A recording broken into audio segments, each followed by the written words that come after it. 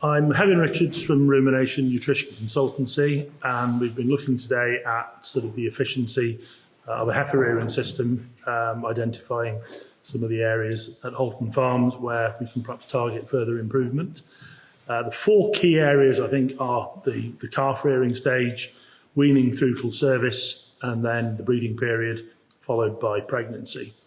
Targeting reducing age at first calving, industry averages at about 28 months, targets now of under 24 months, and looking at areas where we need to hit benchmarks in terms of weight, service, but also how important it is with younger calving heifers to maintain good growth rates through pregnancy as well. Today I think we've looked at the areas, the calf rearing phase is very good, very high level of performance, but identified a possible blip post-weaning and in the early stages of the total mixed ration.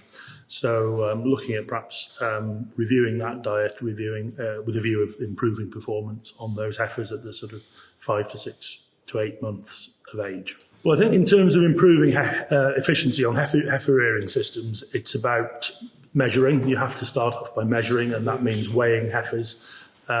Certainly at key stages, so birth, weaning, a few weeks post-weaning to identify any weaning check, but then through the sort of the growing phase towards breeding. If we've got weights, we can then benchmark those not only against industry standards, but also against ourselves and look for improvement.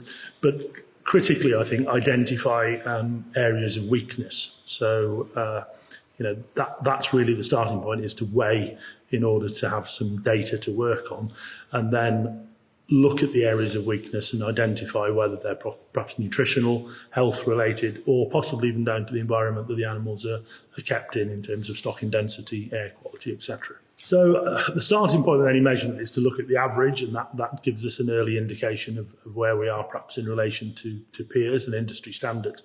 But it's every bit as important to then look at the spread around the average. So, for example, if we're calving at 24 months, but we're running from 20 months to 28 months, that's not a particularly good place to be. So then we need to really work at reducing that variation and identifying the cause of that variation in the first place.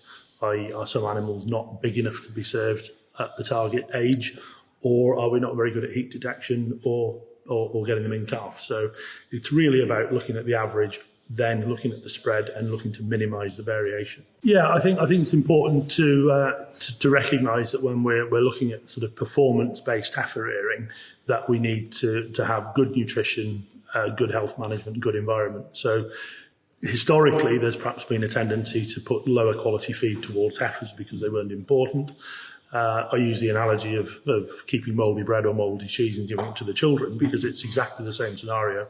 The reality is, if we're looking to calve at 24 months or below, then we need good quality feed, well-formulated diets, healthy animals which will perform to a set of targets and growth curves.